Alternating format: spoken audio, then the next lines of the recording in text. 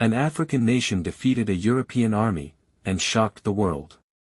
In a time when Europe believed Africa was weak, divided, and easy to conquer, one African nation stood up and rewrote history.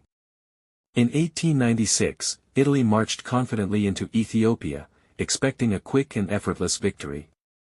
European newspapers predicted Ethiopia's fall within days. But what happened next stunned the entire world. Under the leadership of Emperor Menelik II, Ethiopia united its diverse ethnic groups, regional kings, and warriors into one powerful force.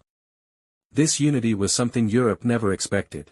Ethiopian forces didn't just rely on numbers, they used superior strategy, knowledge of the terrain, and modern weapons secretly acquired through diplomacy. While Italian troops were poorly coordinated and underestimated their opponent, Ethiopian forces struck with precision and discipline. At the Battle of Adwa, Italy was completely overwhelmed. Thousands of Italian soldiers were defeated, captured, or forced to retreat.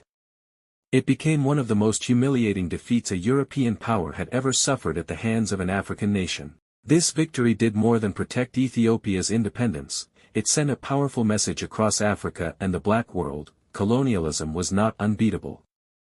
From West Africa to Southern Africa, Adwa became a symbol of resistance, pride, and African capability. Ethiopia stood tall as proof that unity, leadership, and courage could change history. Today, the Battle of Adwa remains one of the greatest military victories ever achieved by an African nation. Legendary victory, or history's most underestimated triumph?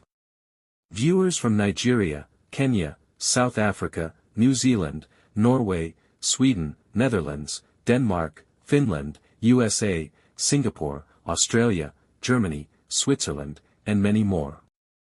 Backhand index pointing right. Drop your thoughts in the comments below.